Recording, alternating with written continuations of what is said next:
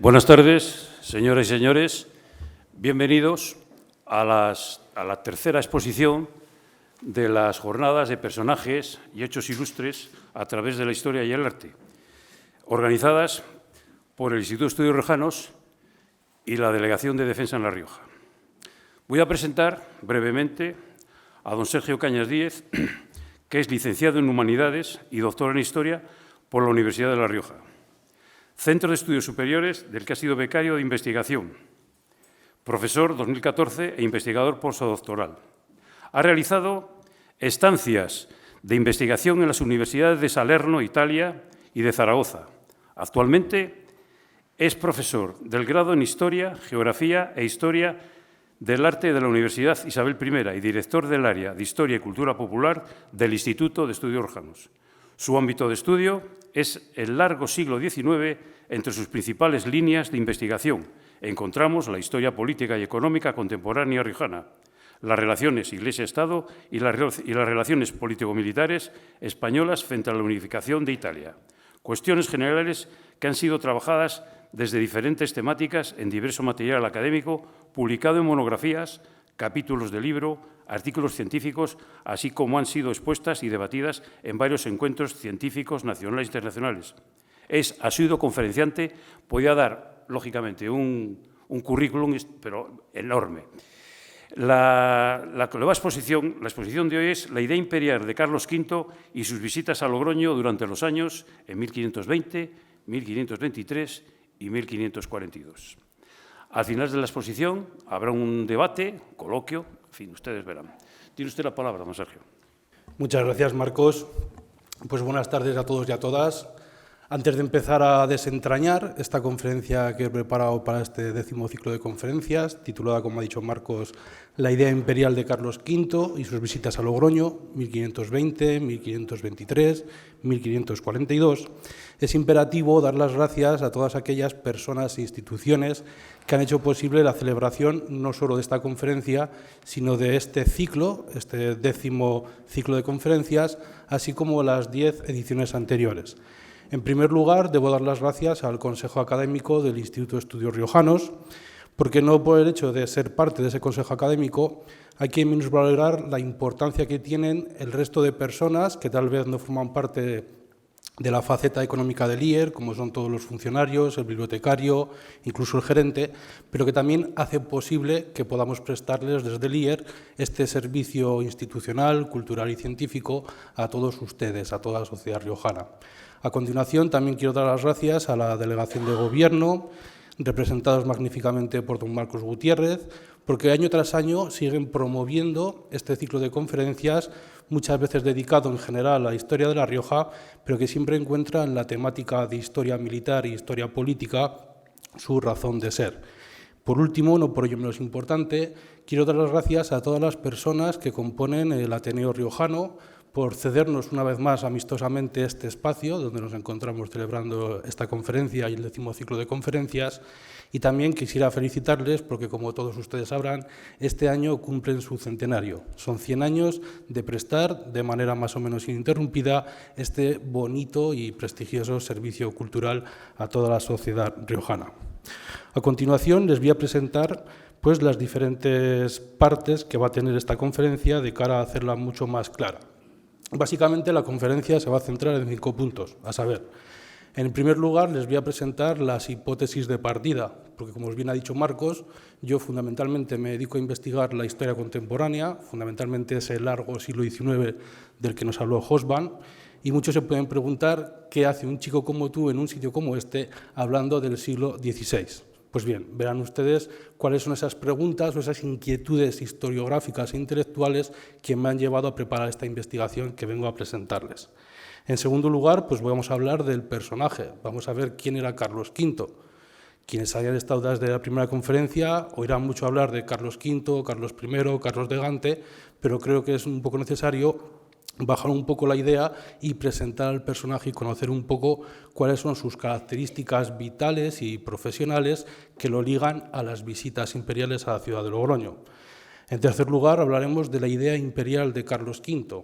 Este sintagma, la idea imperial, Es muy importante porque la sazón, o esa es una de las conclusiones que he alcanzado con esta investigación, va a ser una de las claves del por qué el rey de España o el emperador del Sacro Imperio Romano Germánico no solo visitó La Rioja una vez, sino que lo hizo 3 veces y más o menos llegaría a pasar en total aproximadamente pues, un mes y una semana en nuestra tierra.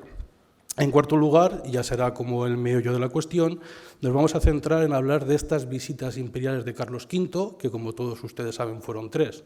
La primera se produjo en 1520, la segunda 3 años después, en 1523, y en la última hubo que esperar ya más años porque no se produjo hasta 1542.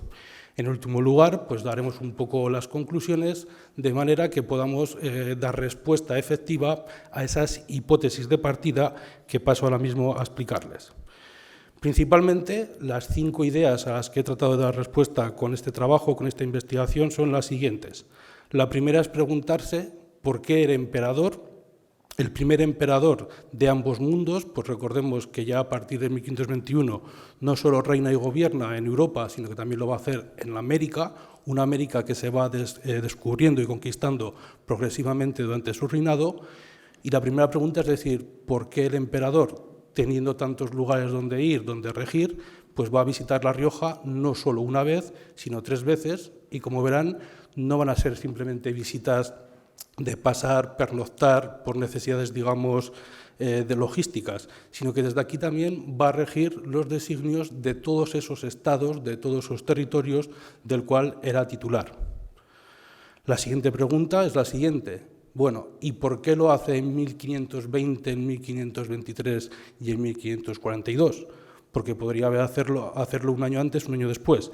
También trataremos de conocer cuál es el contexto histórico que le motivaron precisamente al emperador a venir en estos años y no en otros.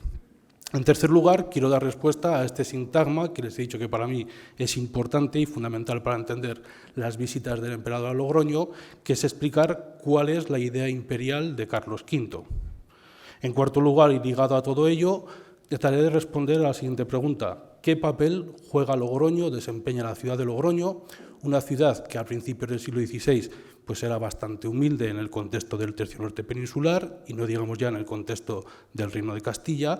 Pues bien, ¿qué papel va a desempeñar Logroño en esa idea imperial, en este vastísimo territorio y estados que controla Carlos V, precisamente para configurar ese imperio y ese enorme poder que atesoró a lo largo de sus 58 años de vida? Y en último lugar responderemos a la siguiente cuestión.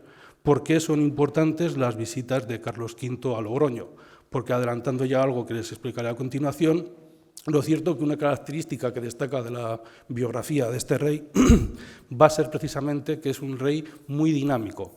Apenas, según los estudios que he consultado y los documentos que he podido investigar, apenas en 58 años de vida va a estar 8 años más o menos en el mismo sitio. El resto de su tiempo, 50 años de vida, va a estar continuamente viajando a través fundamentalmente de Europa y un poco, sí que es al final de su vida, al norte de África.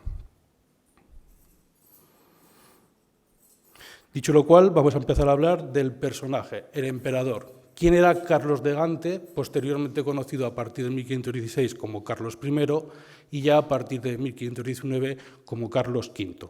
Como todos ustedes saben, Carlos de Gante nace en Bélgica en 1500 y va a morir en Cuacos de Yuste, en la provincia de Extremadura, 58 años después, en 1558.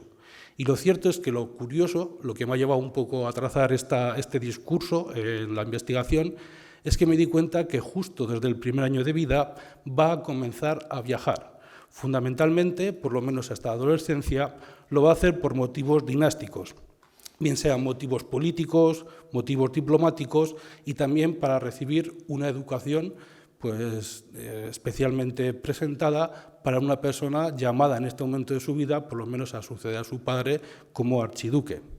También estos viajes van a tener una motivación mucho más privada. Por ejemplo, pues serán motivados por las jornadas de caza, a las que su padre Felipe el Hermoso es bastante asiduo. También, a medida que vaya creciendo, será el propio Carlos de Gante el que quiera irse a cazar y también para ello viajará. Y también en otras ocasiones nos encontramos que estos viajes tienen una motivación pues, familiar, bien sea por cuestiones de ocio o de descanso, o visitar a otros familiares, y también por las festividades religiosas.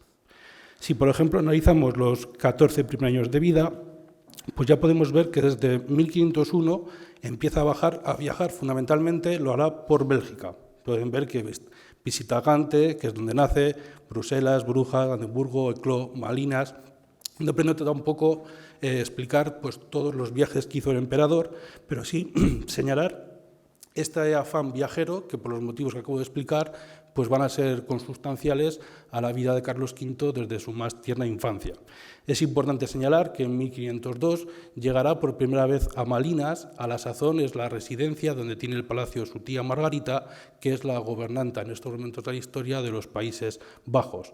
Como ven, desde 1500 hasta 1513, 1514, Malinas va a ser el sitio principal donde Carlos V resida, pero ni mucho menos va a ser el único, porque aproximadamente a la altura de 1514, cuando ya es un adolescente de 14 años, pues he calculado que ha estado por lo menos en 20 ciudades diferentes, siempre en Países Bajos y en Gante, y también que ha realizado aproximadamente más de 100 viajes, es decir, más de 100 trayectos distintos. Porque en esta relación que les presento, si bien no dan esas calidades, que sepan que solo estoy indicando las ciudades que visita, pero tienen que pensar que para visitar estas ciudades, lógicamente pasó por muchas otras y que muchas veces los viajes, por ejemplo, para ir de Malina a Lovaina o volver, pues incrementaban muchísimo pues, ese afán viajero o este dinamismo que a la sazón caracteriza los primeros años del emperador. Lo cierto es que a partir de su adolescencia, a partir de 1514, pues ya se va a abrir un poco el mundo por el que viaja Carlos de Gante. Ya no solo va a viajar por Bélgica, sino que también lo va a hacer por el Ducado de Borgoña y por los Países Bajos. Lo cierto es que como su padre Felipe el Hermoso, el archiduque, falleció en 1506, recordemos que también su madre, Juana I de Castilla, será recluida en Tordesillas en 1507, pues este hecho hará que se acelere mucho su nombramiento como su sucesor, por lo menos en los estados flamencos, y eso también le hará que a partir de la adolescencia pues ya empiece a viajar, pero por motivos políticos, digamos, no como representante de la Casa de Habsburgo, sino más o menos como titular. Así, si se dan cuenta, en el año de 1515 ya va a visitar 50 ciudades en total, por lo que les comento, por esos estados belgas, esos estados holandeses o borgoñones, que son los estados, los gobiernos de los que Carlos de Gante va a ser el titular. En 1516 se produce un hecho importante, como es la muerte de Fernando el Católico, a la sazón el titular del Reino de Aragón, y esto va a provocar que de nuevo Carlos V viaje otra vez a 50 lugares en total, y aquí ya vemos un poco el cambio de esa mayoría de edad de Carlos de Gante, porque ya será él el que organice las cacerías y será él el que decida un poco qué viajes va a hacer, siempre digamos con el placer de la corte, que también le va a empezar a enseñar cómo debe regir los territorios de los que es titular. Lógicamente, a la muerte de Fernando el Católico, también esos territorios lo obligan a viajar más y, por supuesto, será lo que lo obliga a cruzar los Pirineos y a sazón a llegar a España. Por ejemplo, ya en 1517, un año que no es especialmente dinámico en lo que a viajes se refiere para la trayectoria que llevaba Carlos de Gante, lo tenemos en Bruselas, en Lier y en Malinas, pero ya va a comenzar de una manera más o menos efectiva su reinado mediante correspondencia, mediante diferentes cartas que se intercambia con el cardenal Cisneros, a la sazón regente de la corona castellana. Tenemos que esperar a 1518, cuando apenas es un joven que ha cumplido la mayoría de edad en términos actuales, para que llegue por primera vez a España. Si se fija su recorrido, pues también va a ser característico dentro de ese dinamismo. No va a permanecer muchos días en un mismo sitio, sino que estará constantemente viajando. Por eso mismo, digamos, que ya empezaríamos a responder de por qué el emperador estuvo 3 veces en La Rioja en general o en Logroño en particular. Lo cierto es que en 1519, tras pasar lo cierto es que poco tiempo en Castilla, va a tener este hecho, estos viajes de 1518-19, una motivación legitimista. Es decir, el nuevo rey de Aragón, de Castilla, etcétera, etcétera, necesita ir por diferentes ciudades, necesita convocar cortes para que sus vasallos, sus nuevos vasallos, le juren obediencia como rey, a cambio de que él jure respetar los privilegios y las leyes de Castilla, Aragón o los diferentes territorios que va acumulando para su reinado. Concretamente va a ser en 1519, cuando les digo que tras pasar muy pocos días en Castilla, se adentre en la corona de Aragón, termine el verano en Cataluña, siendo allí donde le informan de que ha sido elegido como rector, como emperador del Sacro Imperio Romano Germánico. Y, lógicamente, a partir de aquí, a partir de 1519, este hecho de que todavía sus posesiones se acrecienten más en Centro Europa, pues lo va a obligar a acumular muchos más viajes, ya no solo, digamos, por sus primeros territorios flamencos, ya no solo por la península ibérica, sino que empezará a viajar incesantemente por toda Europa occidental. De hecho, en 1520 vuelve desde Aragón a Castilla para disponerlo todo antes de partir a Alemania, a la sazón donde se va a hacer cargo del Sacro Imperio, que también tuvo su abuelo Maximiliano. Llegados a este punto y cerrando pues, este primer capítulo de la exposición, ya podemos alcanzar una primera conclusión. Carlos V es un rey acostumbrado a viajar desde pequeño y que prácticamente pasa toda la vida viajando anualmente. Solo he encontrado constancia documental de que permaneció 8 años de 58 en el mismo sitio en un año entero sin moverse. Por ejemplo, en 1500, antes del primer año de edad, lo cierto es que no hay constancia de que saliese de la ciudad de Gante. En 1502 les he dicho que llega a Malina, que será un territorio especialmente proclive a residir para el emperador, porque es donde vive su tía Margarita. En 1505-1507, unas fechas importantes porque coincide primero con la muerte de su padre y luego con el abandono involuntario de su madre, también permanecerá con su tía Margarita en Malinas. Y ya tenemos que irnos justo a los últimos años de vida del emperador, concretamente a 1556, para encontrarlo en el camino entre Jarandilla, donde está el monasterio de Yuste, y por supuesto el año de su muerte, cuando ya es un rey bastante enfermo, 1558, no se moverá del monasterio de Yuste. Es decir, que si analizamos estos datos que acabo de dar, podemos concluir que pasó el 86% de su vida viajando anualmente varias veces.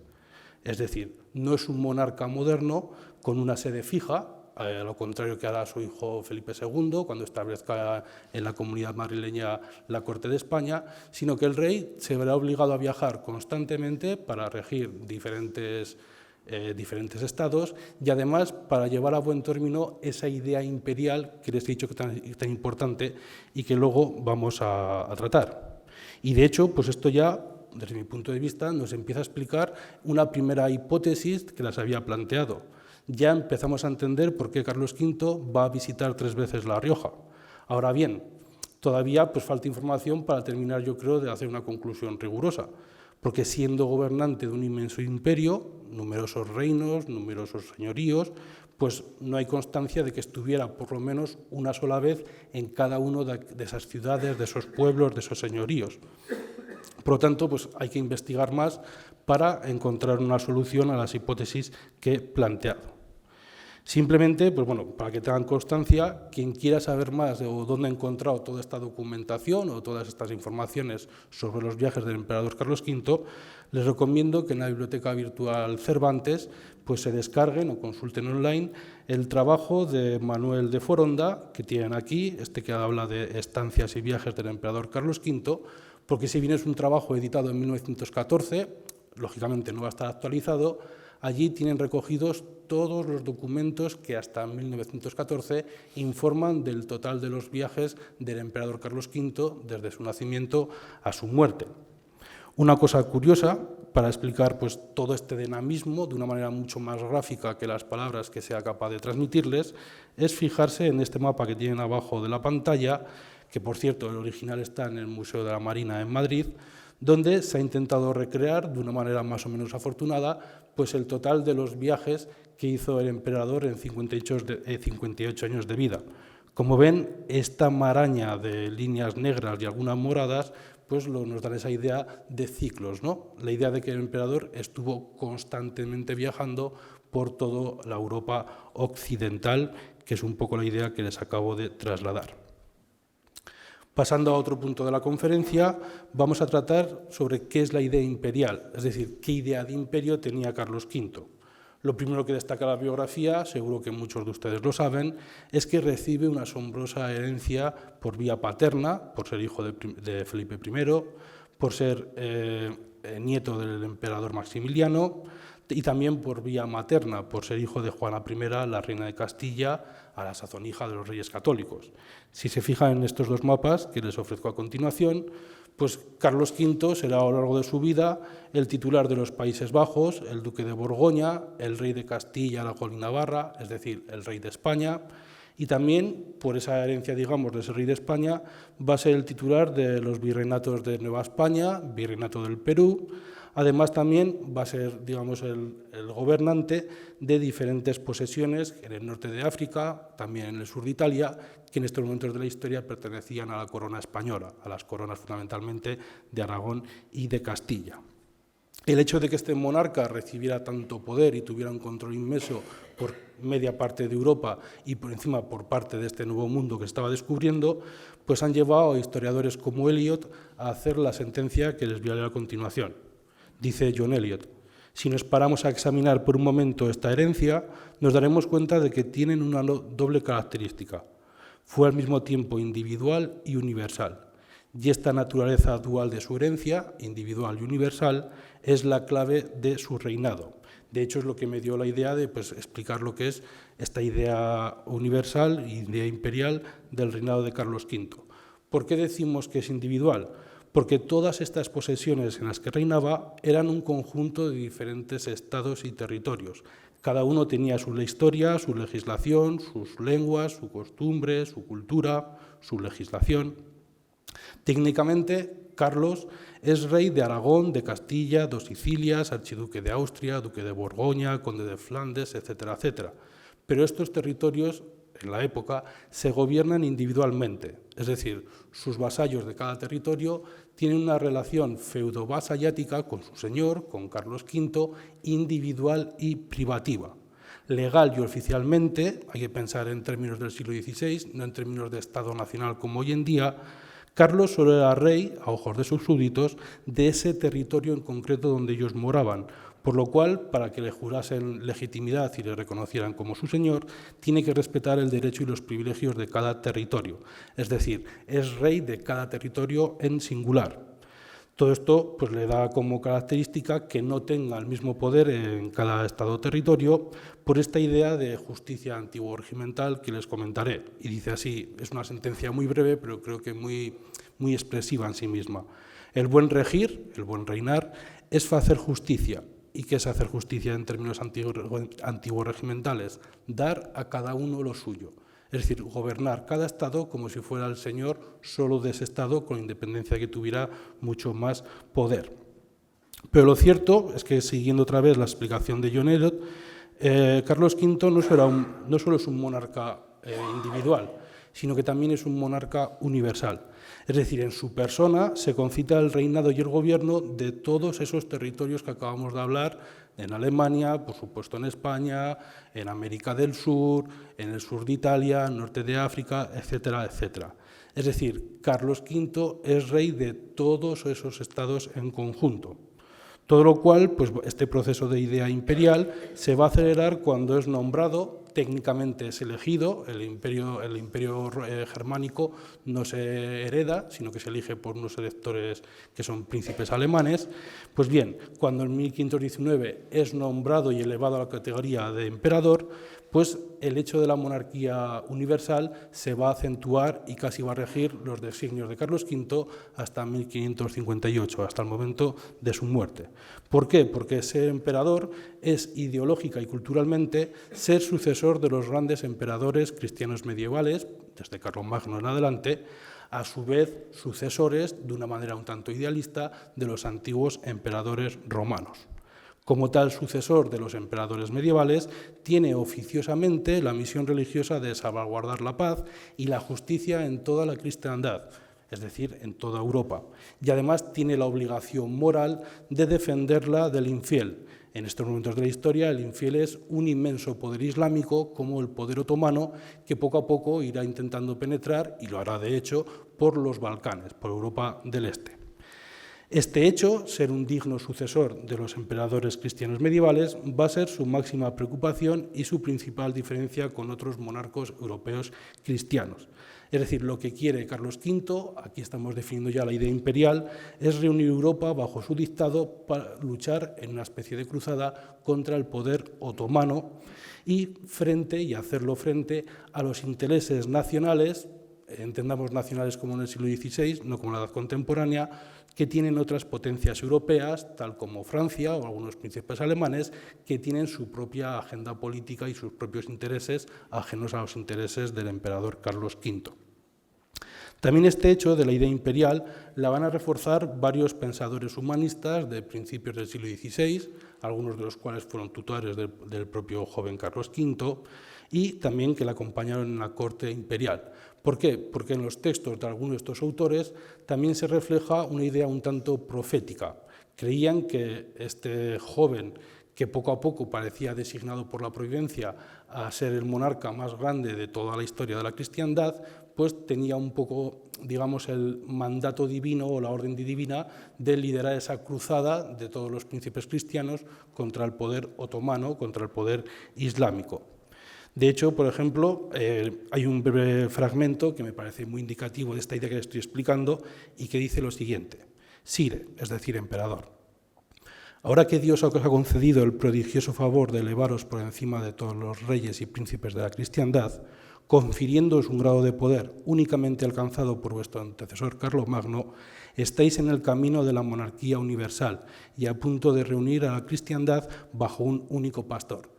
Como ven, pues esta idea de monarquía universal pues no es solamente, digamos, una etiqueta historiográfica que los historiadores han utilizado y utilizamos para explicar la monarquía de Carlos V, sino que ya desde la propia época sus amigos o la gente que la rodeaba le empezaban a instar a hacerse cargo de este mandato religioso, de este mandato político, de poner paz entre los príncipes cristianos y luchar todos juntos bajo su obediencia, bajo la obediencia del emperador, contra el poder otomano.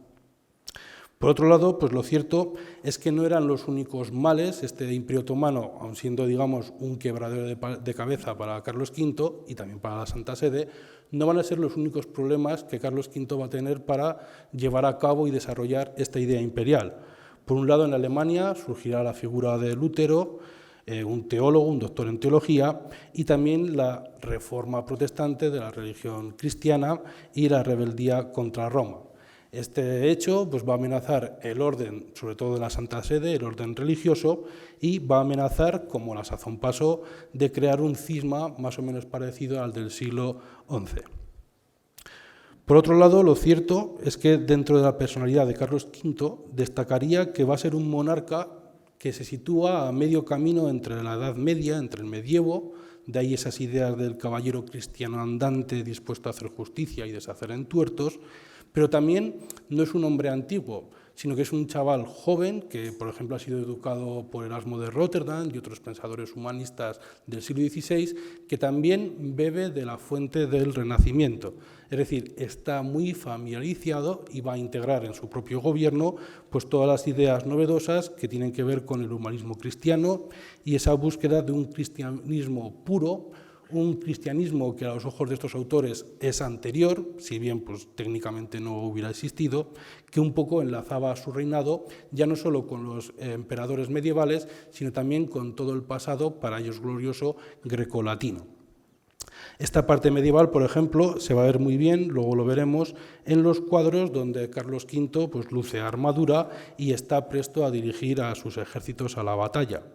En cambio, la parte renacentista de Carlos V también se va a ver en otros cuadros y se refleja en su cosmopolitismo, en la idea que ya les he dicho varias veces de ese afán por viajar, conocer muchos lugares, conocer los territorios e intentar más o menos regir los territorios in situ. No permitir siempre que los rijan por él, sino ir allí donde hay problemas para intentar solventarlos.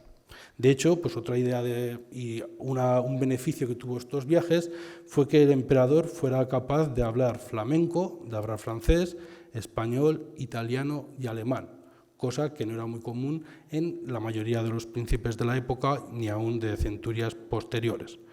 Pero lo cierto es que a pesar de esta idea cosmopolita, a pesar de todos estos viajes y conocimientos que atesoró Carlos V, sigue teniendo una mentalidad tradicional sobre sus derechos y obligaciones dinásticas. Es decir, pocas veces lo vamos a ver viajar por el placer de hacerlo, sino que tiene que gobernar sus dominios como rey de cada uno de ellos, como ya hemos dicho anteriormente.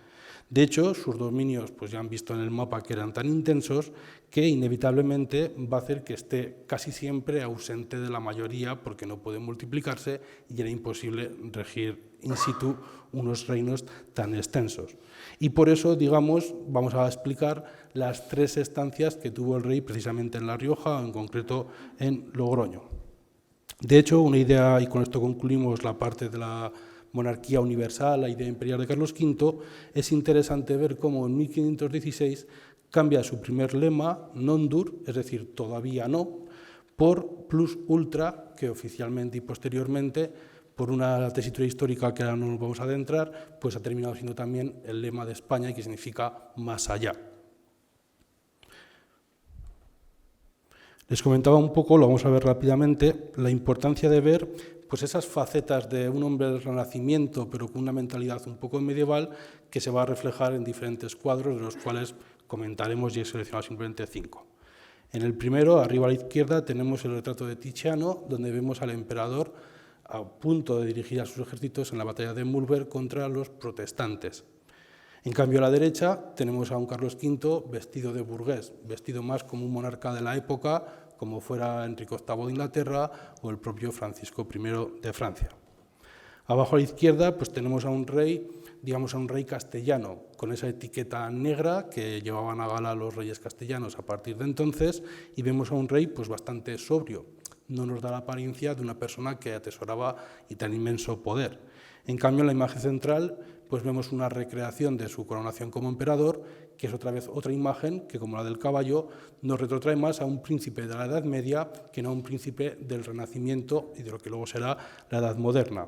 Y por último, para hacer este juego de contrastes, pues vemos abajo a la derecha un cuadro bastante, digamos, familiar, donde se ve a Carlos V pues, con su familia departiendo con algún banquero alemán sobre los empréstitos que le tenían que dejar para continuar la guerra y llevar a buen término esta idea de monarquía universal. Por lo tanto, dentro de la idea imperial de Carlos V, vamos a encontrar algunos ejes que articulan su reinado en España y su imperio ultramarino, que son la religión, la iniciativa personal, el ideal caballeresco, el sentido de Estado y el cosmopolitismo. En cuanto a la religión, pues bueno, no hace falta destacar que era un rey profundamente religioso y católico. De hecho, sabemos que tendía a oír misa a diario, que le pedía a su confesor frecuentemente que leyese la Biblia, que en algunos casos está documentado que rezaba antes de la batalla, por ejemplo, antes de enfrentarse a la Liga de Esmalcalda, y también, por lo menos consta que una vez peregrinó a un convento extremeño tras haber alcanzado una victoria contra Francia. Como todos ustedes saben, Francia será uno de los grandes caballos de batalla del emperador Carlos V. Por otro lado, en cuanto a la iniciativa, lo cierto es que expone su vida, no siempre, pero sí muchas veces, en el campo de batalla para acaudillar sus tropas. Por ejemplo, nos consta, no lo hizo siempre, ya les digo, pero sí lo hizo con 32 años en Viena contra el turco. A medida que el Imperio Otomano fue conquistando los Balcanes, pues Carlos V llegó allí con una coalición cristiana y dirigió en ese momento a los ejércitos personalmente. También lo va a hacer en Túnez contra Barbarroja en 1535. Esta idea no me parece, digamos, baladí, porque vemos que Carlos V nunca va a dirigir sus tropas contra otro rey cristiano. En las innumerables, 4 en concreto grandes guerras que tendrán contra Francia, Carlos V va a tender a delegar en gente mucho más versada en el arte militar, como por ejemplo el duque de Alba. Pero lo cierto es que es curioso, ya digo que a mí no me parece curioso, aquí habría creo una buena investigación, ver cómo cuando los ejércitos que acaudilla se dirigen contra el infiel, en términos de la época, para los islámicos los infieles son los cristianos, pues bien, cuando luchan, digamos, contra ese gran enemigo de su religión, entonces sí que vemos al emperador ponerse al frente de sus ejércitos. Por otro lado, también hay que decir que esta idea de la iniciativa, pues hombre, es parte de la personalidad de Carlos V, que duda cabe, es parte de su preparación para reinar y posteriormente para dirigir el imperio, pero también fueron un poco las circunstancias las que le van a obligar a tener iniciativa. Ya se ha dicho que entre 1506 y 1507 prácticamente se queda huérfano, en términos oficiales y oficiosos, de padre y de madre, y se va a ver obligado con su tía Margarita a comenzar a reinar o aprender a reinar este inmenso territorio. Por otro lado, sí que es curioso decir, aunque no me adentraré en este hecho, porque Marcelino Izquierdo el próximo día nos hablará más y mejor sobre la parte ociosa y privada del emperador, pero la iniciativa no va a perdonar, la iniciativa de Carlos V no perdona en excesos en su vida privada, ya sea el sexo, comida y bebida, pues lo van a acompañar a lo largo de su vida. Si bien es cierto que en los 13 años que dura su matrimonio no hay constancia de que fuera infiel a su mujer Isabel Portugal. Me interesa este hecho de ser una persona muy excesiva en su vida privada con la glotonería, la bebida, etcétera, etcétera, ya que creo que es el reflejo interno del exceso que tuvo, esa sed de poder, el exceso de querer llevar a buen término la monarquía universal, que va a demostrar en su vida pública y a la sazón que será lo que lo trae a Logroño. Por otro lado, es interesante conocer que esta faceta de rey soldado se va a reforzar mucho también por su faceta humanista. No todo, digamos, le proviene de una herencia más antigua y medieval. De hecho, sabemos que Cayo Julio César va a ser uno de los modelos de conducta militar y política que tenga a lo largo de su vida. Por lo menos hay constancia documental de que los famosos comentarios sobre la guerra civil y la guerra contra los galos de Julio César, pues van a ser unos libros que el emperador siempre acostumbre a llevar consigo en los viajes y a consultar, creemos que de vez en cuando. Por otro lado, este ideal caballeresco, fundado en la virtud y en la fama, tiene un contenido ético y político. Es decir, por supuesto que Carlos V se mueve por un interés dinástico.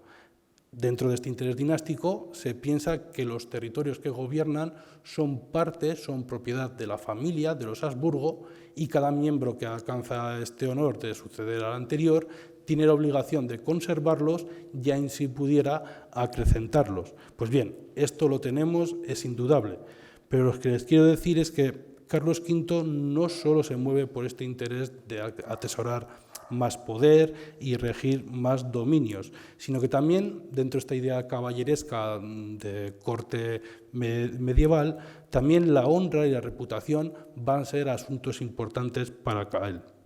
Así, ser caballero oficialmente, ya que es caballero de la Orden de Toisón, lo compromete con el ideal humanista y caballeresco, es decir, con virtudes tales como valor, lealtad, piedad, sencillez y sublimación a través de la gloria en sentido clásico. Es decir, ser antes una persona virtuosa, un rey virtuoso, que no un rey rico. Por otro lado, como ya hemos dicho, dentro de su idea imperial va a aspirar en último término, esta va a ser, digamos, su principal motivación política, va a aspirar a comandar la paz cristiana a todos los reinos cristianos contra los enemigos otomanos y luteranos. Ahora bien, siendo esto cierto, alguien se podría preguntar por qué estuvo casi toda la vida guerreando contra el cristianísimo rey de Francia, Francisco I. Pues lo cierto es que la enemistad con Francisco I, que como verán está muy ligada con sus visitas a Logroño, pues no solo es política, también llegó a ser personal y religiosa. La alianza de Francisco I para destruir al emperador con los otomanos y en parte también con los protestantes alemanes, pues le va a hacer posible a Carlos V desarrollar su idea imperial, pacificar Europa, y esto a los ojos de Carlos V, hace que Francisco I siempre sea visto como un mal gobernante. De hecho, sabemos que por lo menos una vez públicamente en la Santa Sede en Roma, Carlos I va a retar a duelo a Francisco I para poner fin a sus querellas. Les leo el siguiente texto, que es donde se contiene el reto. Todo esto hay que entender que es un discurso de Carlos V que va a dar en 1535 en Roma ante Paulo III, ante el Papa, ante cardenales y embajadores de varios países extranjeros. El rey dijo lo siguiente: Y si el rey de Francia hace lo que hace por odio y por enemistad que a mi persona tenga, a este digo que ninguna razón tiene, porque yo, siempre que él de mí lo quisiere, le tendré el amor y voluntad que a mi hermano debo tener. Mas si no basta esto para él, yo no sé para qué es querer tanto derramamiento de sangre y tantas muertes de cristianos, donde redundará tanto daño a la cristiandad que a los que quedarán les será forzado venir a ser esclavos de sus esclavos mismos. Y por tanto yo prometo que si el rey de Francia se quisiere conducir conmigo en campo de su persona a la mía, de conducirme con él armado o desarmado en camisa, con una espada y un puñal, en tierra o en mar, o en un puente o en una isla, o en campo cerrado o delante de nuestros ejércitos, o doquiera y como quiera que él quiera y justo sea. Pues bien, esto nos da la idea un poco de estos ideales caballerescos, humanistas en parte, y también de la capacidad de iniciativa, porque en un momento dado, cuando el Papa, otros príncipes cristianos, le piden al emperador que cedan las pretensiones imperiales para venirse a algún acuerdo con el rey de Francia y poder armar esa Europa cristiana contra el poder otomano, pues vemos esta respuesta de Carlos V que le dice, muy bien, si quiere paz, tendrá paz, pero si quiere guerra y no queremos más guerras entre nosotros, pues nos retamos a duelos como dos caballeros y casi como si fuera una ordalía, un juicio de Dios, y que el vencedor imponga sus condiciones al derrotado. Y por otro lado, pues ya hemos hablado, por ejemplo, de esa idea del cosmopolitismo, el hecho de que fuera un rey viajado, conocedor de idiomas, que por supuesto se lo van a dar sus constantes viajes por Europa occidental, como es donde aprendió a utilizar las diversas lenguas que maneja, lo cual lo hace un hombre culto de su tiempo, a pesar de que no sea una persona de letras al uso. Aquí, por ejemplo, pues bueno, para ver un poco imágenes y rebajar un poco la carga de la conferencia, pues volvemos a tener en la parte superior izquierda a ese Carlos V con una armadura presta a dirigir a los ejércitos, pero que esa imagen contrasta, por ejemplo, con la que tiene a su derecha, donde vemos a Carlos V con su mujer Isabel de Portugal, pues un ambiente mucho más familiar, mucho más privado, mucho más tranquilo. No me he resistido, un poco por el morbo que dan estas cosas, a compartir una imagen, que la ven abajo, del joven Carlos de Gante, más o menos a los 18 años, la edad que tuvo al venir a España por primera vez, y la mujer de su abuelo, Catalina de Foix, porque bueno, fueron amantes y digamos que casi fue el primer gran amor y las primeras experiencias que tuvo Carlos V en estas tesituras. Pues bien, llegando ya un poco al meollo de la cuestión, como les decía antes, vamos a explicar, o estamos ya, creo, en condiciones de explicar y ustedes de entender, las visitas imperiales a Logroño de Carlos V en 1820, 23 y 42. Lo cierto es que se deduce de lo que acabo de decir, que Carlos V va a estar en La Rioja 3 veces. La primera va a ser en 1520, cuando es un joven de 20 años que prácticamente acaba de llegar a España y lo va a hacer camino de Santiago de Compostela, donde se tienen que celebrar cortes. En este caso, pues va a venir desde Aragón. Sabemos que el rey, además de estar en Logroño, también va a estar en Calahorra, Nájera, Santo Domingo de la Calzada, donde, a excepción de Santo Domingo, va a jurar los privilegios de las ciudades a cambio de recibir el vasallaje de las autoridades y del resto de los moradores de estas ciudades. Nos consta que va a visitar los templos en algunas de estas localidades que acabamos de mencionar. Por ejemplo, sabemos que en la cercana Santa María de Palacio va a ser donde Carlos V, o el futuro Carlos V, mejor dicho, jure los privilegios de la ciudad y reciba el vasallaje del ayuntamiento y de los vecinos que pudieron presenciar ese acto. Por otro lado, pues también sabemos que en el caso de Nájera va a estar en el monasterio de Santa María la Real.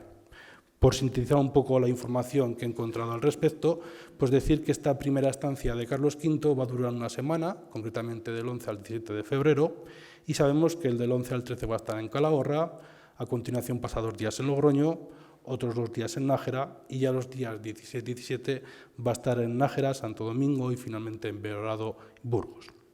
La finalidad y el objetivo de esta primera visita, bastante breve como acabamos de ver, es disponerlo todo en España para partir presto a Alemania y desde ahí posesionarse oficialmente del trono imperial. De nuevo, digamos, hace un viaje porque está obligado a hacer otro viaje al extranjero.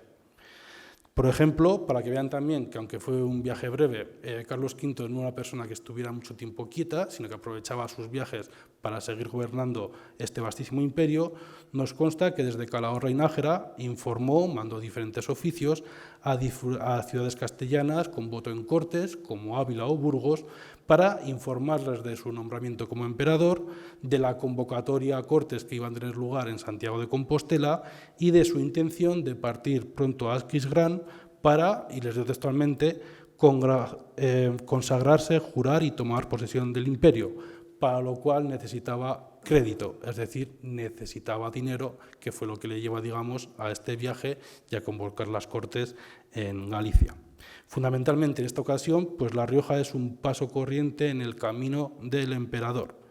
Es decir, si vemos este mapa, donde podemos ver el estado de los caminos españoles en el siglo XVI, en la época de Carlos V, pues vemos que, lógicamente, si el rey se entera en Barcelona de su nombramiento como emperador y quiere volver a Castilla para pedir esos créditos, para celebrar Cortes y que le permitan marcharse a Aquisgrán, pues el camino más fácil sería volver hasta Zaragoza y de Zaragoza, digamos, subir por la carrera de Aragón y llegarse a Logroño, llegarse a La Rioja y posteriormente ya sí que cruzar y llegar a Burgos.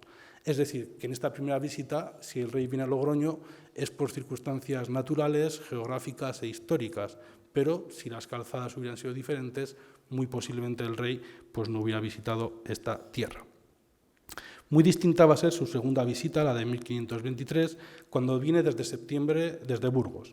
Ya lo hace como emperador de todas, y en medio de la guerra de los 4 años contra Francia, es decir, la guerra que va desde 1521 al 25. Aquí va a venir acompañado de un importante personaje como Juan de Samano, a la sazón secretario de Indias, y que, como todos ustedes saben, construyó un palacio de corte renacentista en la ciudad de Santo Domingo de la Calzada. Así ya vemos que de este segundo viaje no solo es que haya constancia documental, sino que todavía queda constancia monumental del paso del emperador. En esta segunda estancia pues ya será mucho más larga, va a durar 3 semanas, en concreto del 18 de septiembre hasta el 9 de octubre. Ahí tienen un poco la distribución, que lo cual nos va a indicar que fundamentalmente de estas 3 semanas pues va a pasar prácticamente 2, casi todo su viaje, en la ciudad de Logroño. La finalidad de esta visita y de esta larga estancia en La Rioja y en concreto en Logroño es disponerlo todo para vencer la guerra contra Francisco I de Francia. Recuerden que tras el famoso sitio de Logroño de 1521, los franceses también cercaron la ciudad de Fuenterrabía y esto es lo que motiva al emperador en 1523 a mover con sus tropas hacia el norte peninsular para levantar ese sitio. De hecho, hay constancia documental que desde Logroño va a escribir, por ejemplo, a la ciudad de Madrid para pedirles que envíen más tropas al norte. Además, también, desde Logroño, va a hacer nombramientos, es decir, que el rey gobierna y va a activar la diplomacia para la guerra. Por ejemplo, hay constancia de que escribe al duque de Milán, al nuncio de Venecia, al marqués de Mantua y al propio papa Clemente VII. También en la ciudad de Logroño se va a asegurar de que la disposición de las tropas castellanas que está reclamando que se dirijan al norte peninsular y Francia. Si me permiten los militares, diríamos que de una manera un poco grosera casi les pasó revista porque quería controlar que efectivamente todas las tropas siguiesen el camino y llegasen en los términos y en los días que estaban, digamos, ordenados y prevenidos. Fundamentalmente, La Rioja es en este segundo viaje un paso corriente en el camino del emperador hacia Navarra, pero a diferencia de la primera visita, de la de 1520, Logroño, La Rioja, va a ser un punto de encuentro para las tropas y el rey y un lugar que hace las veces de corte ambulante, porque como hemos dicho también, sigue despachando, sigue gobernando, haciendo nombramientos y resolviendo diferentes problemas de índole político-administrativo.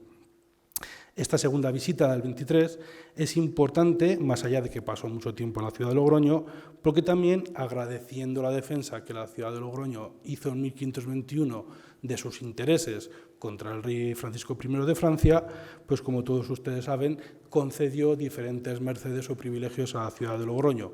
Estoy seguro que ayer Isabel habló largo y tendido, no es necesario que yo me extienda en este punto, pero sí saber que a la ciudad de Logroño en el 23 le dio privilegios para mejorar la economía local, también mandó reforzar las defensas, de hecho el Rebellín, lo que queda de aquella muralla, pues es parte de 1523, no era la muralla que estaba en el cerco de 1521.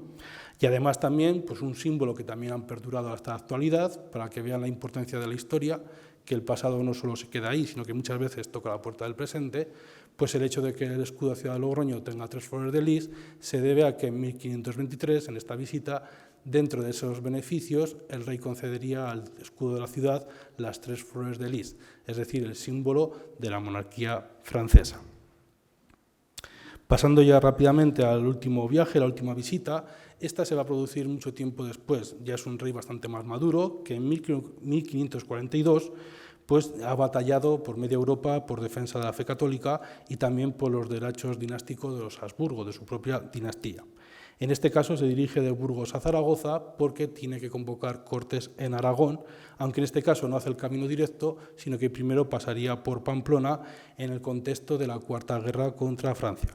Sabemos que en esta visita, la última, en 1542, va a vivir la fiesta del Corpus y encima va a ser él quien encabece, quien lidere la enorme procesión que no solo tendría las autoridades, digamos, locales y regionales, sino que a ellas se les uniría toda la comitiva inmensa de la propia corte. También decirles, antes de explicar un poco cómo narraron los cronistas esta fiesta del Corpus en Logroño, encabezada por el emperador, que en Logroño nos consta que en esta visita se alojó en el Palacio de Llanguas, conocida como Casa de la Virgen, y que actualmente es el centro de la cultura del Rioja. Este viaje pues, tiene un fin político, religioso, administrativo y propagandístico. Es decir, el hecho, por ejemplo, de que esté en Logroño y celebre el Corpus, pues va a ser una manera también de demostrar su inmenso poder allí por donde pasa, porque no solo estuvo en Logroño, no solo estuvo en La Rioja. Así que paso sin más dilación a leer un fragmento de esta crónica que describe cómo fue aquella procesión del Corpus de 1542 en Logroño, encabezada, ya les digo, por el emperador Carlos V. Jueves 8 del Corpus y viernes 9. Su Majestad fue a la misa de Santiago que la celebró el obispo de Calahorra.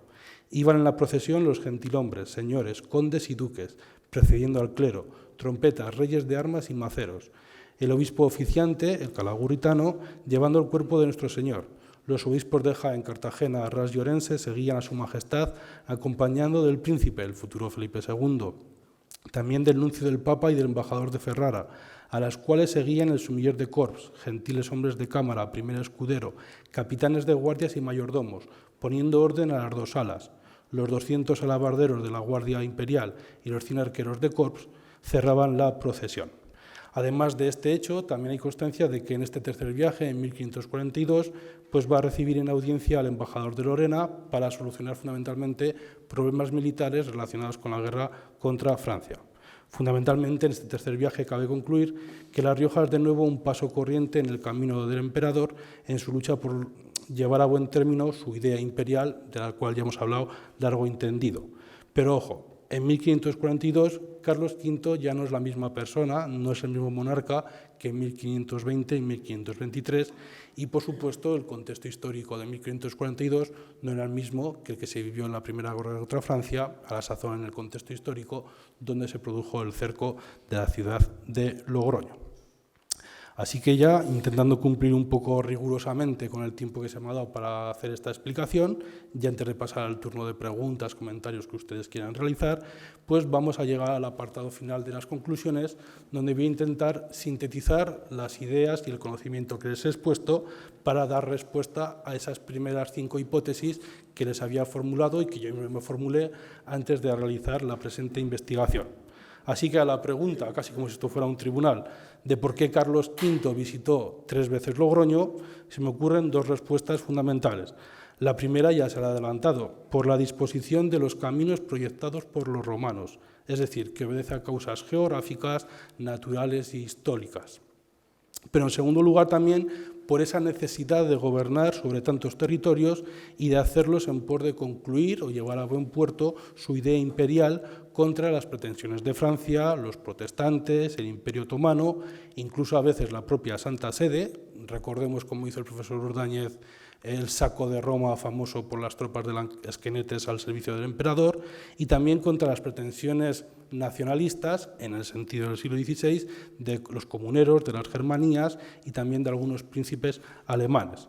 En el caso de Logroño, fundamentalmente también hay que hablar, por supuesto, que por el cerco que sufre la ciudad en 1521. Sobre todo esto nos explicaría pues, la gran visita o la visita larga de 1523.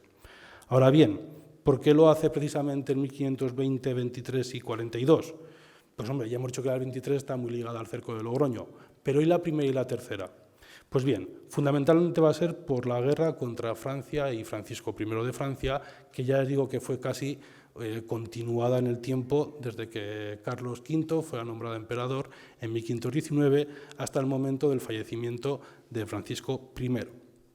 Y por otro lado también por la idea imperial de monarquía universal, por este hecho que os he dicho de que el rey necesitaba y quería controlar un poco los territorios donde había más problemas desde el propio territorio, al margen de que se apoyara en ministros, por decirlo en términos modernos, pues muchas veces era el propio rey que por su iniciativa tomaba la última palabra y muchas veces era él el que iba a suscribir los acuerdos, a hablar con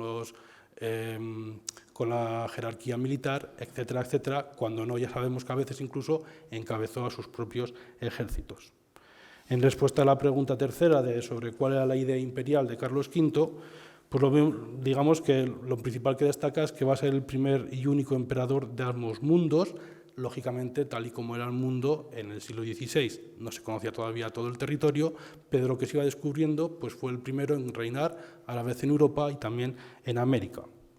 Por otro lado, la idea imperial hace referencia a esta idea a medio camino entre el medievo y el Renacimiento de querer reunir a toda la cristiandad para derrotar al poder turco-islámico.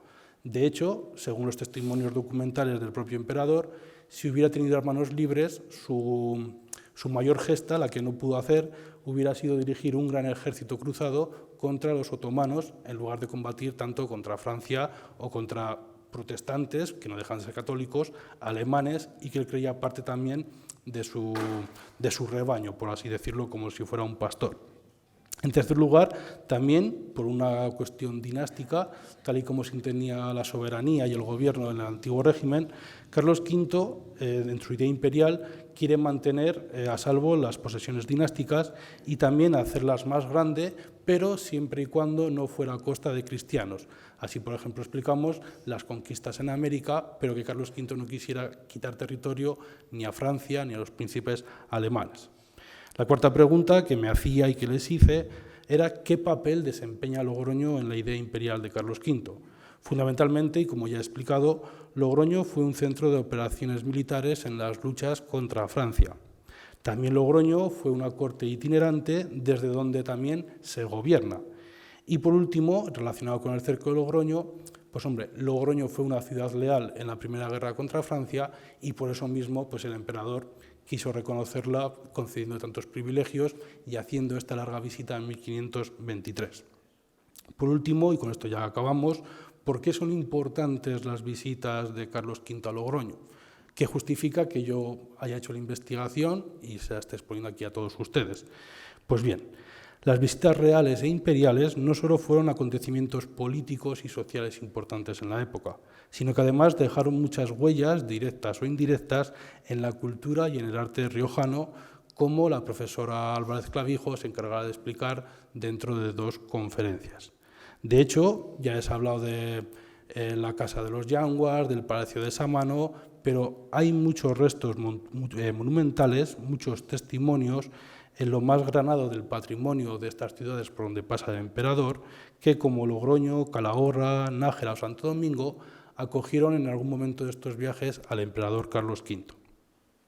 Por otro lado, también estas visitas legaron a la historia, en este caso a los riojanos y logroñeses, un patrimonio inmaterial muy importante, como por ejemplo resalta en el caso de Logroño, pues los privilegios concedidos a la ciudad. A partir de entonces, y si me permiten la expresión, Logroño comenzaría a ser Logroño tal y como se va a entender a partir del siglo XVI y, por supuesto, tal y como más o menos la podemos entender hoy en día.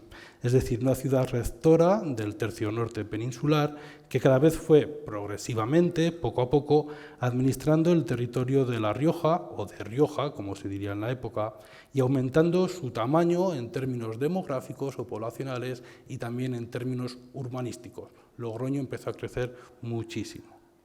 Estos hechos demuestran, por lo menos para mí, y estoy dispuesto a debatirlo, que las visitas de Carlos V no solo forman parte del pasado, un tiempo cerrado y acabado, sino que todavía tienen relación con el tiempo presente. Y por ello, pues, cabe preguntarse si Logroño sería o hubiera sido capital provincial en 1822 sin los hechos históricos de 1521 y de 1523. Les lanzo mi hipótesis y es que difícilmente. Y nada más que repetir que muchas gracias por su atención y que ahora pues, estoy dispuesto a mantener un debate o contestar a sus dudas. Muchas gracias.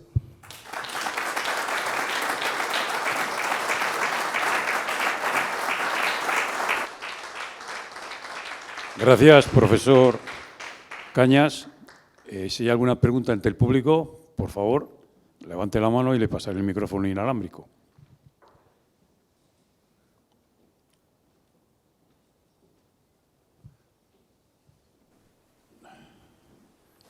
¿No hay ninguna pregunta? Yo me quedo con una. Es anecdótica, ¿eh? Nada más que cuando has dicho que el primer amor que tuvo fue con su abuela. Bueno, abuelastra, sí. La mujer de su abuelo. Era la mujer de su abuelo, era su abuela. Entonces me he quedado ojiplático. Digo, pues vaya, que tendría él 18 añitos. Sí, justo fue nada más llegar a España. Pues Debemos ya. poner en contexto esta relación. Su abuelastra era una muchacha mucho más joven que su abuelo. Es decir, Hombre, cuando fallece... supongo, claro. Sí, bueno, de todo se puede ver en la historia, Antonio. Pero lo cierto es que bueno, debemos entender que en ese momento donde la protección política de Germana de Foix, una princesa que viene de Francia, es decir, se considera extranjera, que no estaba muy bien vista en Castilla, donde todavía pues, se guardaba, por así decirlo, luto oficioso por la gran reina Isabel I. Pues no veía muy bien este enlace matrimonial de Fernando el Católico con una princesa extranjera, una princesa mucho más joven, que afortunadamente para los intereses dinásticos de los reyes católicos y del propio Carlos, en ese matrimonio no se produjo ningún hijo, ya que de haber tenido un hijo, posiblemente hubiera empezado a reinar en Aragón y ese sueño, digamos, de la unidad de la península ibérica de los reyes católicos, pues hubiera dado al traste.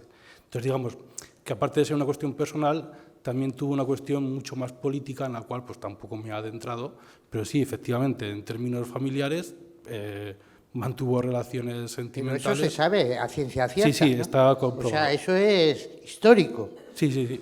Pues bendito sea Dios.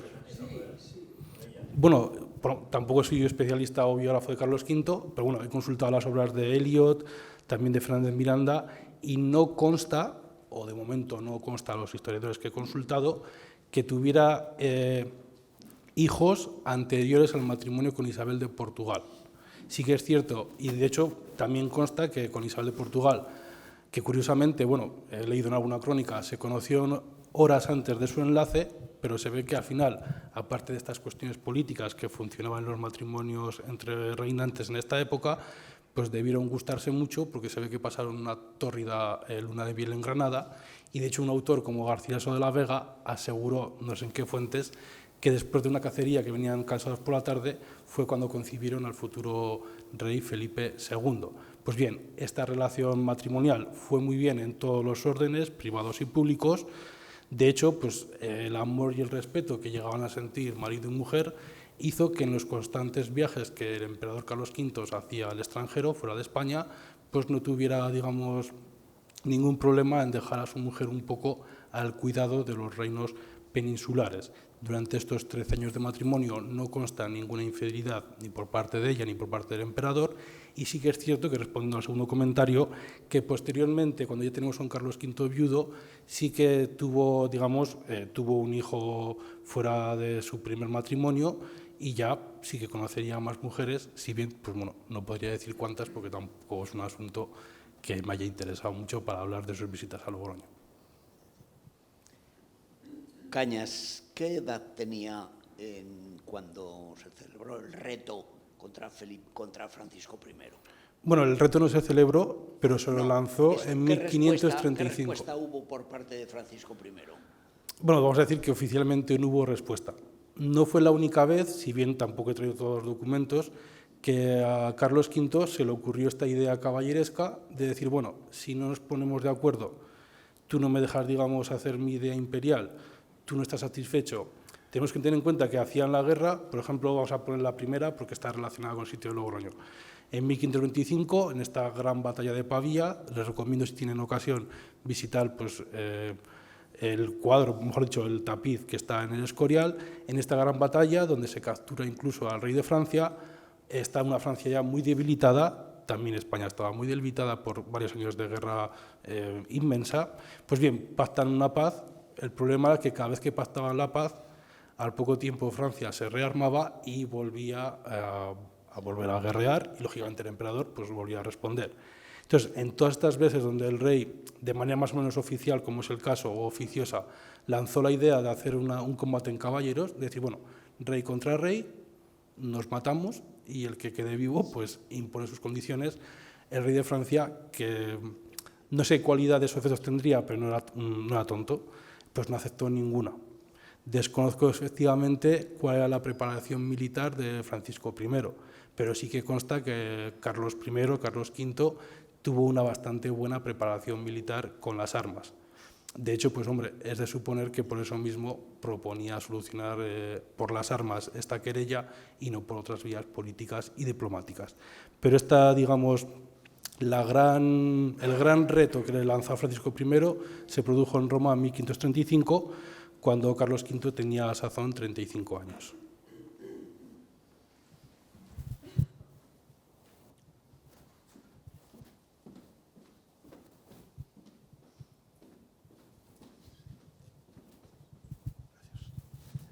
Dos cositas quería preguntarle. Si el propósito de reinar el imperio desde España era previo o incidió algunas circunstancias a quedarse aquí en España y poner la corte en España, quiero decir. Y una segunda, si como consecuencia del saco de Roma, ¿qué esfuerzos diplomáticos o económicos tuvo que hacer para enmendar ese problema? Gracias. Empezaré por la segunda, que tiene una respuesta mucho más corta. Lo cierto es que el saco de Roma lo que produjo fue la cancelación, la tensión de las relaciones, que ya venían siendo malas, entre la Santa Sede y Carlos. Es decir, que volvemos casi a una querella de tiempos medievales entre el poder del imperio y entre el poder del papado. Pues bien, las relaciones se torcieron, pero de una manera más o menos elegante, Carlos V se desentendió del asunto, le hizo ver al Papa, al nuncio papal, que él no había ordenado ese hecho, sino que fue un hecho provocado por los mercenarios alemanes, las Cretes en este caso, y que se arrepentía mucho de lo que había pasado, pero digamos que intentó pasar de largo y no consta, o por lo menos yo desconozco, que hubiera una recompensa como tal, más allá, digamos, de una petición de perdón diplomática, intentar conducir los asuntos. Por lo que he podido leer, o me atrevo a lanzar una hipótesis, lo cierto es que yo no creo que Carlos V quisiera que sucediese ese hecho. Pero viendo que en ese caso el Papa se ponía más del lado del rey de Francia, un rey de Francia que ya hemos comentado que constaba que se estaba aliando con los otomanos, es decir, con los turcos, con los infieles, con los islámicos. Este hecho le pareció tan grave a Carlos V que, viendo que el Papa no le daba la razón en otras querellas territoriales de Europa y se ponía un poco a su vez más del lado de Francisco I, pues ya digo, no hay constancia de que Carlos V quisiera ese hecho, pero también parece que, bueno, que aprovechó ese hecho un poco para presionar al Papa, ya que no olvidemos que en esta época de la historia el Papa no solo era el rector y la cabeza del catolicismo universal, también era un rey de Roma y de los estados pontificios. Sobre el por qué, creo que te he entendido la pregunta, si no me lo aclaras, sobre por qué Carlos V decide gobernar el imperio desde España. Lo cierto es que yo creo que esa idea estaría sujeta a matización, porque precisamente el hecho de viajar tanto, es por lo que he comentado, no es que él no pudiera gobernar el imperio desde España, sino que lo tendría que haber hecho a través de su tía Margarita, de su hermano Fernando, como la postre hizo.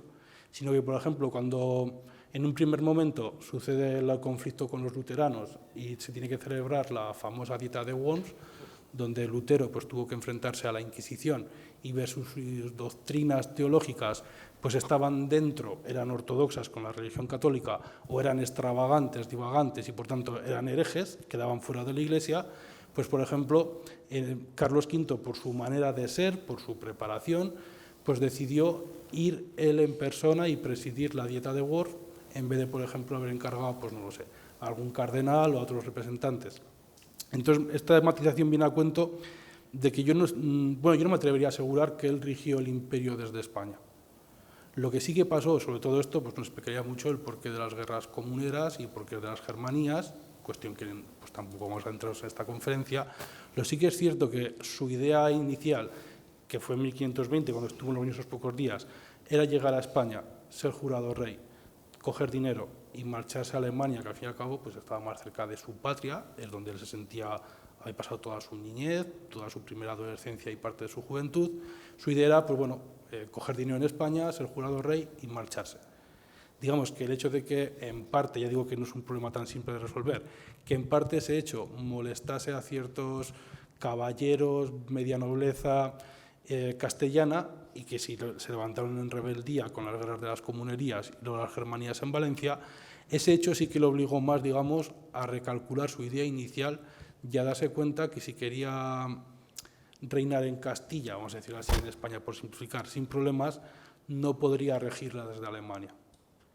Y a la vez, digamos, también se dio cuenta que él no podía regir el imperio y solucionar los problemas contra los otomanos, los problemas contra los luteranos, los propios problemas contra Francisco I, que le hacía la guerra en Fuenterrabía, en Logroño, pero también hacía la guerra en el Ducado de Milán, en Luxemburgo, en el Franco Condado, en Borgoña, etcétera, etcétera. Ese hecho, al final, lo que explica es que por qué Carlos V tuvo que viajar tanto, porque si bien estaba acostumbrado, digamos, no es que él quisiera hacerlo, que lo quiso hacer, sino que no tenía otro remedio, porque teniendo tantos territorios para reinar y diferentes entre sí, se veía obligado a estar siempre en un sitio, vamos a decirlo así, apagando un fuego o administrándolo, y en cuanto se enteraba que tenía que hacer otra cosa, pues se veía obligado a marcharse a otro lado. Por eso ya digo que, teniendo claro que la idea de pasar más tiempo en España de lo que pensaba en su juventud vino obligado para que no hubiera problemas en la península ibérica, tenemos que entender que los reinos de Aragón, Navarra, Castilla, lo que es la corona española, pues hombre, con él ya era la corona más importante del mundo, la más importante de ese momento de la historia. Y por supuesto que a medida que se descubrieron nuevos territorios en América y todo el oro y la plata americana le sirvió para financiar las costosísimas y continuas guerras en Europa, pues también eso lo hizo, digamos, quedarse más tiempo en España, pero para regir el imperio fundamentalmente lo hizo desde Alemania, al lado de su hermano Fernando o también al lado de su tía Margarita. Pero, a grosso modo, en el campo de la financiación, ¿qué proporción fue española y cuál de flamenca? La financiación Pero en general, en toda su vida. Pues bueno, yo no la he calculado, desconozco si alguien ha podido calcularla. Bueno, vamos a ver una cosa. Una cosa es que para financiar diferentes guerras, o por ejemplo para financiar su elección, tampoco es que sea experto en la elección, pero ya les digo que la elección de Carlos I, nadie obligó a los príncipes a elegir, pero sabemos que el dinero de los Fugger, de una casa de banqueros, corrió de corte en corte para intentar asegurar que la candidatura de Carlos I saliese adelante. Pues bien, sí que es cierto que muchas veces Carlos V pidió dinero prestado a los banqueros. De hecho, por eso muchas veces les concedió pues, ciertos privilegios temporales para poder comerciar con América, cosa que según el Tratado de Tordesillas pues, estaba prohibida incluso por el Papa. Eso es una cosa. Pero claro, esto es un préstamo. Y los banqueros cuando te prestan, y no creo que sea hoy en día diferente, te quieren cobrar y encima quiere que les pagues más. Es decir, que entonces es un dinero que llega, pero que sabes que tienes que devolver. Eso es una cosa. Otra cosa es que todo el dinero de sus propios estados, sean desde Logroño como desde Alberite, todos los tributos que le estaban pagando en orden a esa relación feudo-vasallática, es decir, no cada individuo, porque la sociedad del antiguo régimen pues, no era tan individualista, pero digamos que cada municipio, cada territorio le pagaba los impuestos, le reconocía como rector de ese gobierno, de ese estado, a cambio, por supuesto, de que le permitían vivir y que le respetase sus leyes. Es decir, cobraba impuestos, pero esos impuestos no revertían de nuevo luego a los ciudadanos. No estaría mal un Estado que te devolviese los impuestos una vez que los hayas pagado, dicho sea de paso, en plan de chascarrillo. Y lo que sí que es más serio es decir, toda la plata y el oro de América, que claro, era territorio de Castilla, pues fundamentalmente, no me atrevo a decir un porcentaje, pero estoy seguro que fue la mayor fuente de financiación directa de todas las campañas. De ahí que muchas veces ha comentado, con más o menos fortuna, que claro, ese oro de América, dices, claro, pasaba por la península, pero al final se dirigía a Alemania porque tenía que pagar los empréstitos y los créditos de los empréstitos a los diferentes banqueros europeos, fundamentalmente alemanes. Algo también se quedó en la península. Sí, buenas tardes. En el primer viaje que hizo el emperador a La Rioja, concretamente, en 1520, he observado que se le rindió pleitesía y se le reconoció como rey en varias ciudades riojanas, como Calahorra, Nájera y Logroño. Sin embargo, Santo Domingo de la Calzada se negó. ¿Por qué? No, realmente no es que no se negó, no consta que se negó. Pero, por ejemplo, el profesor José Luis Gómez Urdáñez, que ha ido a ver las fuentes municipales de Santo Domingo, sí que se ha dado cuenta de que no hay constancia de que en ese momento, en 1520, le jurasen vasallaje. El otro día, lo comentó José Luis el día de la presentación, pues estos días, repasando la mía y pensando en aquello, pues hombre, humildemente he desarrollado una primera hipótesis, que es viendo que lo urgente para el emperador, pasando por La Rioja, era llegar a Burgos, era ser reconocido como rey, marchar veloz a Santiago de Compostela, celebrar cortes, recaudar dinero para poder irse a hacerse posesionar del Sacro Imperio Romano Germánico, pues hombre, el último día de Santo Domingo digamos que fue ya como una cosa express. No tendrían tanto tiempo para hacer esas celebraciones como que si tuvieron, por ejemplo, en Calahorra, Santo Domingo, Nájera, Logroño. Creo que no se debió a que no quisieran, sino que, claro, estos hechos los comentamos rápidamente. Jurar vasallaje parece que es casi como firmar un contrato, pero tengan ustedes en cuenta de que esto, hombre, la ciudad tiene que estar avisada, hay que llamar a autoridades políticas, militares, eclesiásticas, no solo de la ciudad, encima Santo Domingo siendo sede episcopal con más razón, y es un hecho pues, que requiere de cierto boato y preparación. Lógicamente, si el rey, por decirlo así, que no sé cómo pasaría exactamente, por reducirlo un poco a términos simples, si el rey decidía o la corte decidía de que el día 18 de septiembre se iban a ir a Briviesca porque querían llegar a Burgos al día siguiente, pues las autoridades calzatenses dijeron, bueno, pues usted pase, se le sirve, coma, pernocte, y ya posteriormente sí que entonces en otros viajes la ciudad de Santo Domingo pues le juró de lealtad. O sea que no hubo animadversión, sino más bien no hubo tiempo o oportunidad de hacerlo en 1520. ¿Alguna pregunta más? Hola, buenas tardes. He querido entender que en la visita de 1523, Carlos I concede a la ciudad de Logroño las 3 flores de lis, símbolo de la monarquía gala. ¿Cómo, estando batallando contra la monarquía francesa, él tiene esa disponibilidad? O, vamos, me resulta un poco paradójico que Carlos I, luchando contra Francia, él sea quien pueda conceder ese privilegio, simplemente. Una pregunta interesante, ¿eh? A veces damos por hecho que todo el mundo sabemos lo mismo y no es así. Lo cierto es que no es una costumbre que inaugurasen en España ni Carlos V, venía de anteriormente, pero cuando, digamos, una ciudad, un ejército derrotaba a un enemigo, sobre todo un enemigo poderoso, y se quería dar mucha flor y mucha pompa a esa victoria posteriormente, la costumbre era coger algún elemento de las armas, cuando digo las armas me refiero de los estandartes, de los símbolos del enemigo, y colocártelos tú como para decir, bueno, yo te he vencido y me he apropiado. Hombre, en términos materiales se podía apropiar de su dinero, desgraciadamente de sus mujeres, de sus ciudades y de todo lo que les diera la gana. Pero de una manera inmaterial, para que perdurase en el recuerdo, era como decir, bueno, como símbolo de la victoria, bueno, por lo menos no sufrió una derrota, de Logroño contra Francisco I, pongo comillas, porque claro, decir así rápidamente que una ciudad como Logroño derrota al rey de Francia, habría que explicarlo como retenimiento.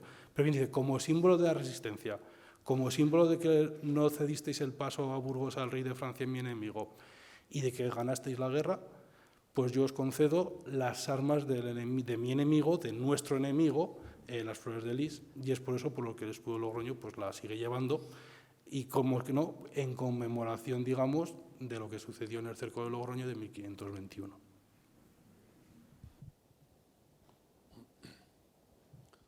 ¿Alguna más? Bueno, pues nada más finalizar. Ya hemos pasado ya al ecuador de estas jornadas, nos quedan otras 3 y nada más que convocarles para la próxima, que es el lunes 20, donde hablará la profesora doña María Teresa Alba de Clavijo, diciendo que qué vio Carlos V cuando vino a Logroño. ¿Qué vio? Vamos a ver lo que vio. Muchas gracias.